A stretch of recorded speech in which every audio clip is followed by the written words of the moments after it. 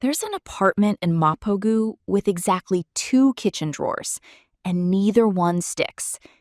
Jian opens them the way she opens them every single day, smoothly, without having to shove anything out of the way first. Without that small flicker of irritation, most people don't even register anymore because they've felt it so many times it stopped counting as irritation. She's not a minimalist. She doesn't own matching glass jars or a label maker. Her apartment just doesn't accumulate the way most homes do.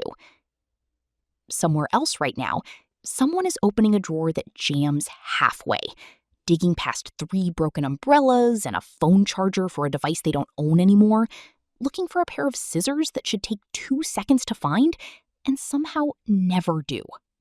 Here's the equation most of us carry without ever questioning it. Keeping things is safe, and getting rid of things is risk. What if I need it someday? What if I regret it? So we keep. And keeping feels like nothing, one object at a time, until a home is quietly, invisibly full of things doing absolutely nothing for the person living inside it. There's a word in Korean, jeongmi, that gets used constantly and translated weekly as organizing. It means something closer to putting things into their correct relationship with each other, not hiding clutter in a bin, deciding what actually belongs and what's simply been allowed to stay. Underneath it sits a newer but just as common idea, sohakeng, small but certain happiness. The belief that satisfaction comes from a handful of things you actually use and love, not a large collection of things you might use someday. 15 things Korean homes consistently don't hold on to, and the quiet reasoning behind each one. 1. Mismatched Tupperware lids without their matching base. Banchan culture means a lot of small containers moving in and out of the fridge every single day. Kimchi here, seasoned spinach there, and it's easy to end up with a whole drawer of lids that fit nothing anymore. If the base is gone, the lid isn't useful. It's just occupying space that a container you'd actually reach for could be using instead. Zhongli treats a lid without a match the same way it treats a sock without its pair.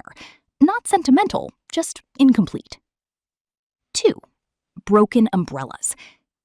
Convenience store umbrellas are cheap and everywhere, which means most homes quietly collect 3 or 4 half-broken ones nobody ever formally decided to throw away. Warm, practical umbrella by the door beats 4 unreliable ones in a closet you'll never actually check when it's already raining and you're already late. 3.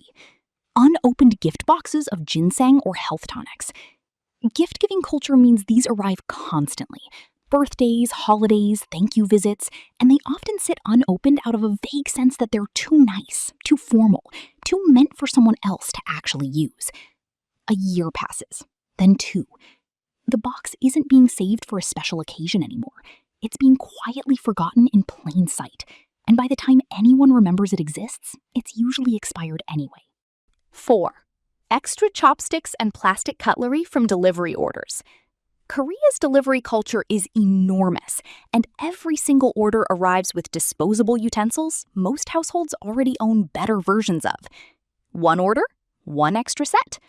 Multiply that by a year of dinners ordered on a tired Tuesday, and a drawer nobody empties eventually won't close. 5. Bedding kept for guests who don't visit anymore. A thick spare blanket set bought for a relative who used to stay over, or a season of life when the guest room actually had guests in it. Purchased for a version of your life that's since quietly changed. If nobody slept under it in 2 years, it's not a guest set anymore. It's storage wearing a guest set's excuse. 6. Chipped rice bowls kept out of guilt. A small crack doesn't make a bowl unsafe to eat from, but it does make every meal served in it feel slightly less whole. A tiny visual reminder of damage sitting at the center of an ordinary dinner. Koreans who actually practice jeongmi tend to treat a chipped bowl the way they'd treat a finished relationship with an object. It had a good run. It served its purpose well. And its purpose is now complete. Keeping it doesn't honor that history. It just quietly extends a small daily discomfort you've stopped noticing you feel. 7. Old Hagwon workbooks from years of after-school study. Brisk explanatory. Stacks of practice exams, vocabulary drills, mock test papers from an academic year that ended long ago, sometimes belonging to a child who's now an adult with their own apartment. The information already did its job the day it was learned. The paper isn't teaching anyone anything anymore. It's just occupying a shelf that could hold something the household actually opens. 8. A drawer of reusable shopping bags that never actually get reused. Everyone means to bring them, almost nobody consistently does. Past a certain number, 5 or 6 or 10 folded bags stuffed inside each other, they stop being a sustainable habit in progress and start being their own separate category of clutter, ironically working against the exact intention they were bought for. 9. Slippers kept for guests who never arrive. A neat row lined up by the door for visitors who, if you're honest with yourself, haven't actually shown up in a year or longer. 2 spare pairs is thoughtful hospitality. 6 spare pairs is inventory nobody asked for, taking up floor space in the one part of the home every single person sees the moment they walk through the door. 10. Chargers for phones that were replaced years ago. Korea's phone upgrade cycle moves fast, and the old charger almost always outlives the old phone by several years, coiled quietly at the back of a drawer, connected to nothing, waiting for a device that's long gone. 11. Unused fitness equipment from a resolution that didn't stick. A yoga mat rolled into the corner since January, still creased from the box. A resistance band still sealed in its original plastic. A pair of dumbbells that got used 4 times with real enthusiasm and then quietly stopped. If it hasn't been touched in a year, it isn't equipment anymore.